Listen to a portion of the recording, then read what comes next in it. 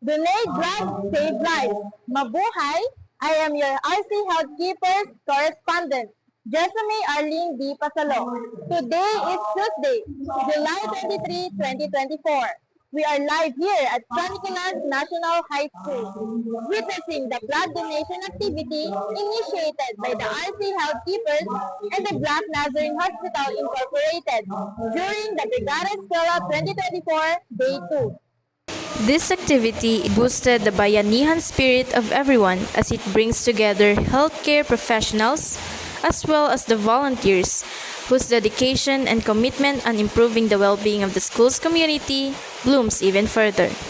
It aims to answer the worsening blood shortage as every second counts for a patient who are in dire need of blood transfusion. Not to mention, this activity does not only benefit the receiver but also the giver itself. You saving not just a life, but lives, yours included. Talk about killing two birds with one stone. We have here with us a teacher here in San Nicolas National High School who participated in the bloodletting activity.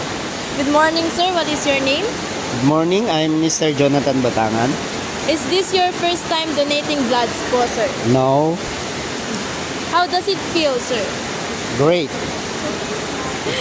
What is your message to the Rotary Club of Health Keepers and to the people watching for them to be encouraged to try and donate blood in saving lives po, sir? Thank you to the Rotary Club, and to the people who wanted also to donate. I encourage you to participate in this kind of activity because this can be beneficial, and in a simple way we can be a hero. Thank you, sir.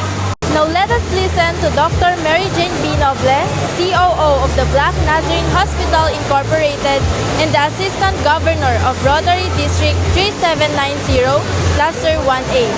A blessed morning, Ma'am. Morning. I am curious, Doc. What is the first thing you should do after blood donation or extraction po? In my experience, what I usually do after the extraction or giving the blood out of my body, of course, is to sit down and relax and have a good meal, just like the one you are having out there. And of course, just exactly to be relaxed. What are the advantages or benefits po of donating blood to the body of the blood donors so that more people are encouraged to donate po because many people are afraid to donate for they have the notion that it is bad for their health po. Okay.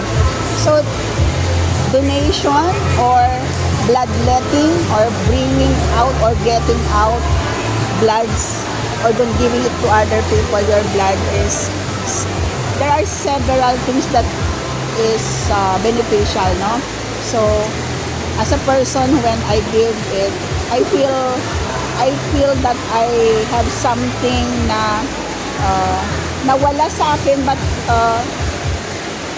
meron akong matutulungan na ibang tao who are in need of blood.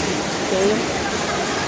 Hindi naman ako natatakot na magbigay ng blood ko kasi they are going to screen it first. Kung merong mga sakit dyan, hindi naman basta ibibigay yon. So, it is very safe to donate or to give blood. And of course, to receive it also. Kung ang tanong is, meron bang magbabago sa akin? Well, sabi ko nga, maganda para sa akin na mag-donate ako ng blood kasi nga, that blood also kasi nagagamit mo para sa buhay ng ibang tao.